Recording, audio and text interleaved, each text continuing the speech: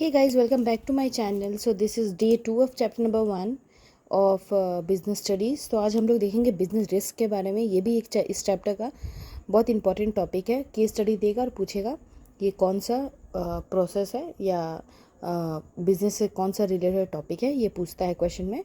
ठीक है, तो हम लोग देखेंगे बिजनेस रिस्क टुडे.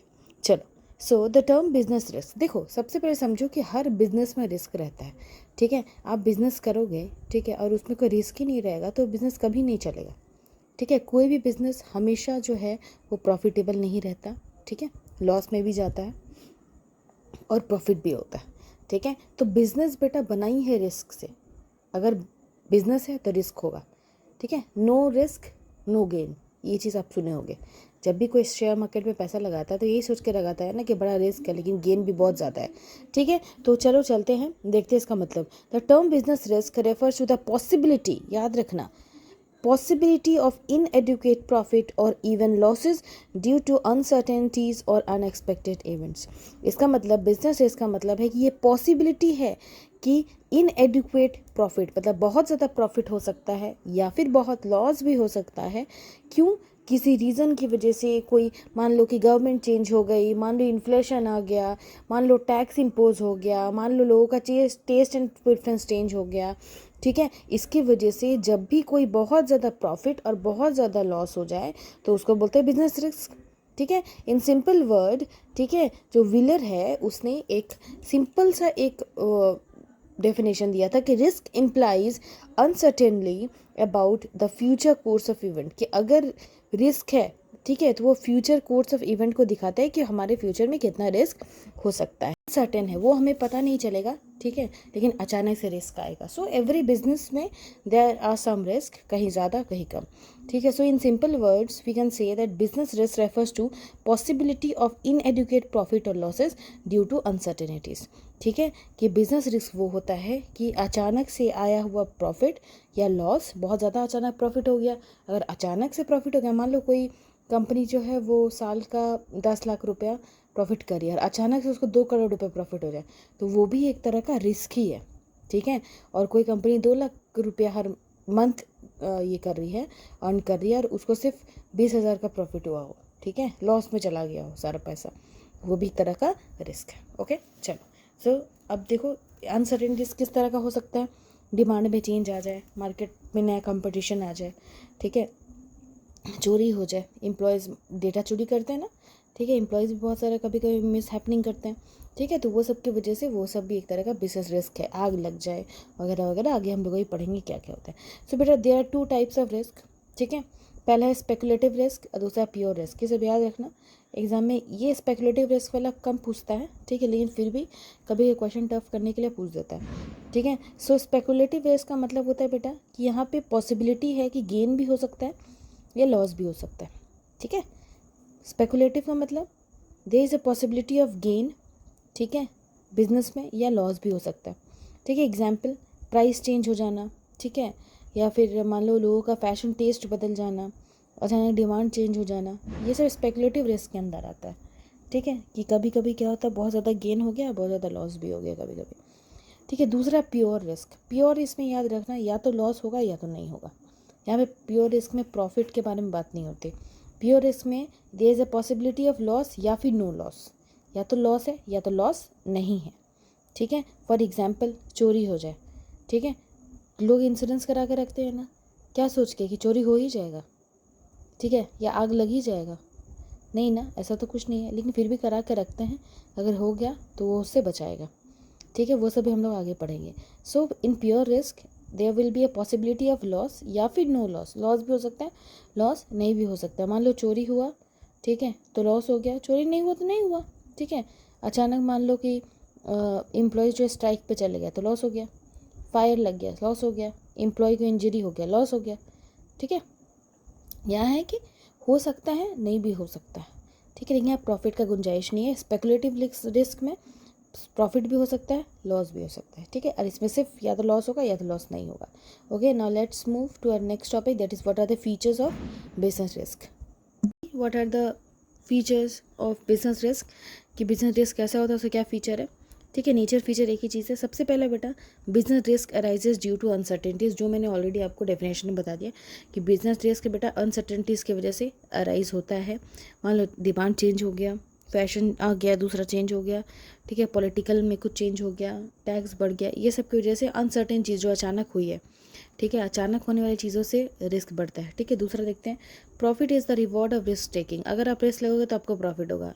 इसका मतलब सिंपल है कि अगर आप profit, no risk no profit, याद रखना, नो रिस्क नो प्रॉफिट। ठीक है, रिस्क ले रहे हो तो आपको प्रॉफिट होने का चांसेस ज़्यादा रहता है। तीसरा, risk is an essential part of every business. ठीक है, अगर रिस्क ही नहीं होगा तो आप बिजनेस कैसे करोगे? आप तो बिंदास रहोगे। ठीक है, विदाउट एनी रिस्क तो कमा नहीं पाओगे। ठीक है, तो जैसे मान लो कोई बच्चा फर्स्ट करता है, ठीक है, तो उसके दिमाग में हमेशा टेंशन रहता है कि हमको तो फर्स्ट ही करना है। ठीक है, तो एक रिस्क है कि हम सेकंड भी आ सकते हैं अगर नहीं पढ़ाई करेंगे तो। ठीक है, तो क्या है रिस्क बेटा, सारे बिजनेस के अंदर रहता है। ठीक है, चौथा क्या है, degree of risk depend up on the nature and size of business, किस तरह का बिजनेस आप कर रहे हो। ठीक है, वो बिजनेस कैसा है, मैन्युफैक्चरिंग है कि डायरेक्ट सेलिंग करता है, उस टाइप का बिजनेस है कि छोटा बिजनेस है, बड़ा बिजनेस है, उसके ऊपर भी रिस्क डिपेंड करता है। अगर आपका बिजनेस छोटा है तो ऑब्वियसली रिस्क कम होगा, अगर आपका बिजनेस बड़ा है तो रिस्क ज़्यादा होगा। समझ आया? ठीक है, ये मैं एक्सप्लेन नहीं कराया क्योंकि ये बड़ा इजी, आप खुद भी कर सकते हो एक्सप्लेन। ठीक है, चलो ये देखते हैं, ये पूछता है बेटा एग्जाम में कि what are the causes of business risk. Basically there are 5 causes. ठीक है, सबसे पहले है नेचुरल कॉज, कि बिजनेस रिस्क जो होता है वो क्यों होता है। सबसे पहले नेचुरल कॉज की वजह से हो सकता है, मान लो कि ऐसा कोई चीज़ जो ह्यूमन के कंट्रोल में नहीं है, मान लो फ्लड आ गया, मान लो अर्थक्वेक आ गया, हेवी रेन हो रहा है, उसको तो ह्यूमन रोक नहीं सकता, उसकी वजह से अगर कोई लॉस हो रहा है, ठीक है, वो रिस्क हो रहा है, तो उसको बोलते हैं नेचुरल कॉज। ठीक है, natural causes are beyond the control of human beings, example earthquake, flood, heavy rain etcetera. ठीक है, ये सब हो गया, तो वो क्या, कौन सा रिस्क के अंदर आता है नेचुरल कॉज के अंदर आता है, उसकी वजह से ये रिस्क होता है। दूसरा है ह्यूमन कॉज। ह्यूमन कॉज का मतलब ऐसा रिस्क जो ह्यूमन क्रिएट करते हैं। ठीक है, this occur change chance of loss due to human resources of the organisation, human resources की वजह से, ह्यूमन की वजह से ऑर्गेनाइजेशन में लॉस हो रहा है। दिस में कॉज ड्यू टू केयरलेसनेस, मान लो कोई एम्प्लॉय केयरलेस है, डिसऑनेस्ट है, मिसअंडरस्टैंडिंग हो गया, स्ट्राइक हो गया, राइट्स हो गया, ठीक है, दंगे हो गए, राइट्स में दंगा, ठीक है, ये सब हो गया, तो इसकी वजह से जो बिजनेस में रिस्क आएगा, ठीक है, वो होता है ह्यूमन कॉज की वजह से रिस्क आए। तीसरा इकोनॉमिक कॉज। ठीक है, इकोनॉमिक कॉज होगा, मैंने आपको बताया था इकोनॉमिक मतलब पैसा। ठीक है, इसकी वजह से जो इससे रिलेटेड जितना है सारा जो है इकोनॉमिक कॉज में आएगा। They include the chance of loss due to change in market condition, अगर मार्केट में कंडीशन चेंज हो गया, ठीक है, तो आपका लॉस हो जाएगा, रिस्क आ जाएगा। फॉर एग्जांपल डिमांड में फ्लक्चुएशन आ गया, कंपटीशन आ गया, प्राइस फ्लक्चुएशन आ गया, टैक्सेस हाई हो गया, इंटरेस्ट जहाँ से लोग उधार लेते हैं वो रेट हाई हो गया, तो वो सब क्या है, इकोनॉमिक कॉस्ट के अंदर आता है। नेक्स्ट क्या है, फिजिकल एंड टेक्निकल कॉस्ट। ठीक है, आपके बुक में ये 3 है, ठीक है, और फिर अदर कॉज है, ठीक है, जो कि 5th नंबर पे मैं इन्हें एक एक्स्ट्रा पढ़ाया क्योंकि हो सकता है एग्जाम में पूछें। कभी कभी क्या होता है ना, टेक्नोलॉजी चेंज होने की वजह से, ठीक है, और प्रोडक्शन प्रोसेस की वजह से भी रिस्क बढ़ता है। So these are related to machinery and technology used in production process. इसका मतलब क्या है कि जब भी नया टेक्नोलॉजी आता है, तो अगर किसी का पुराना मशीन में काम कर रहा है, ठीक है, तो उसके लिए तो लॉस है। मान लो मशीन फेलियर होगा तो लॉस है, ब्रेकडाउन हो गया लॉस है, तो ये सब फिजिकल एंड टेक्निकल कॉज होता है। समझ आ गया?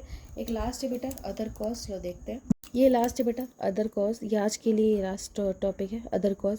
अदर कॉज में जो एक्स्ट्रा कॉजेज है जिसकी वजह से रिस्क आता है, ठीक है, ये इंक्लूड करता है पॉलिटिकल फैक्टर को। पॉलिटिकल फैक्टर में जितना पॉलिटिक्स से रिलेटेड है, मान लो गवर्नमेंट ने पॉलिसी चेंज कर दी, ठीक है, मान लो कि राइट्स तो क्या हिंदू मुस्लिम में या कोई और जाति भेद में लड़ाई हो गया, उसकी वजह से जो बिजनेस में रिस्क आएगा, ठीक है, जैसे मान लो अभी जो वॉर वगैरह हुआ, ठीक है, कहीं ना कहीं वो पॉलिटिक्स में भी इंक्लूडेड है, ठीक है, तो वो सब क्या है, पॉलिटिकल लॉस है, ठीक है।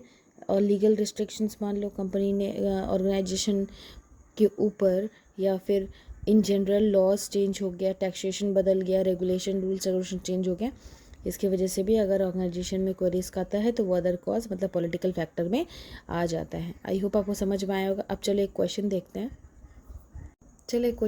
हैं। एग्जाम में ऐसे ही पूछता है, क्या आया हुआ अभी क्वेश्चन है, ठीक है। So Chhavi was a successful businesswoman and owned a departmental store. Departmental store का मतलब है एक ऐसा स्टोर जहाँ पे आपको छोटा से छोटा बड़ा से बड़ा सामान मिलता हो, ठीक है। She was aware of the fact that profit is the reward of risk bearing, ठीक है। So, in order to earn more profit, she opened 2 more departmental store and employed a team of young staff to look after the store, ठीक है। उसका बहुत अच्छा business चल रहा था, उसने 2 और स्टोर खोल दिए और उसमें यंग लोगों को रखा। Initially the staff was very sincere, ठीक है, and Chhavi earned huge profit from those 3 departmental stores. जो उसके पास 3 डिपार्टमेंटल स्टोर्स थे, ठीक है, वहाँ से उसने बहुत पैसा कमाया, ठीक है, क्योंकि यंग लोग काम कर रहे थे। However over the last 2 years her business running into loss. लेकिन पिछले 2 साल से उसका बिजनेस जो है लॉस पे चल रहा है। On close analysis she found that her staff was not giving much attention to the customer, ठीक है। यहाँ पे क्या देखा कि उसने जब ऑब्जर्व किया कि अरे मेरा बिजनेस लॉस पे क्यों जा रहा है, उसने देखा कि उसका जो स्टाफ है, जहाँ यंग लोगों का स्टाफ था, उसने देखा कि ना वो कस्टमर पे ध्यान नहीं दे रहे हैं। Moreover there was many cases of embezzlement that is misappropriation of funds by the employees, ठीक है। और ये भी पता चला कि जो एम्प्लॉयज़ थे वो ना पैसा का हेरा फेरी भी कर रहे थे। So identify and explain the main cause behind the loss in the Chhavi's business. I hope आपको समझ में आ गया होगा। जब एम्प्लॉयज़ गड़बड़ करते हैं, मिस अप्रोप्रिएशन ऑफ फंड्स करते हैं, ठीक है, बिजनेस पे ध्यान नहीं देते, तो कौन सा है जल्दी बताओ। ऑब्वियसली ये कौन सा कॉज है, ह्यूमन कॉज है, ठीक है, उसके बारे में आपको लिखना है, ठीक है। चलो नेक्स्ट देखते हैं।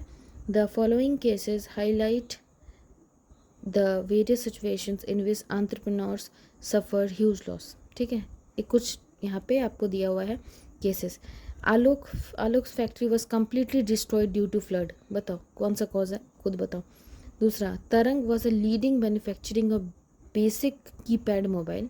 However, demand for such mobiles drastically decreased after the origin of smartphones, ठीक है। क्या हो गया बताओ कि पहले तरंग जो है वो बेसिक कीपैड जो छोटा वाला मोबाइल आता है ना वो बनाता था, ठीक है। लेकिन जब से बड़ा मोबाइल आया तो उसका बिज़नेस जो है उसका डिमांड चेंज हो गया और बिज़नेस जो है वो धीरे धीरे हो गया, ठीक है। तो ये कौन सा है जल्दी बताओ, सोचो कौन सा है जी, कौन सा कॉज है। ऑब्वियसली इकोनॉमिक कॉज है, मैंने आपको बताया था।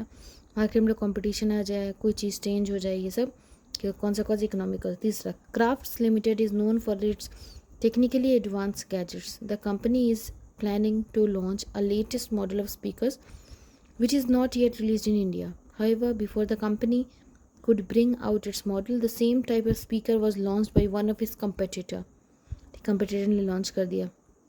ऑन स्क्रूटनी मतलब जांच पड़ताल में पता चला, it was discovered that one of the employed share the technical expect of speaker with the competitor. ये पता चला, स्क्रूटनी मतलब जांच पड़ताल में पता चला कि जो एम्प्लॉय था उसने गड़बड़ करके दूसरे को इन्फॉर्मेशन, दूसरे कॉम्पिटिटर को इन्फॉर्मेशन पहुँचाई। बताओ कौन सा कॉज है जहाँ पे जो एम्प्लॉयज़ गड़बड़ करते उसको बोलते हैं ह्यूमन कॉज। पहला का आंसर क्या था बेटा, नेचुरली कुछ हुआ है तो नेचुरल कॉज। समझ आया।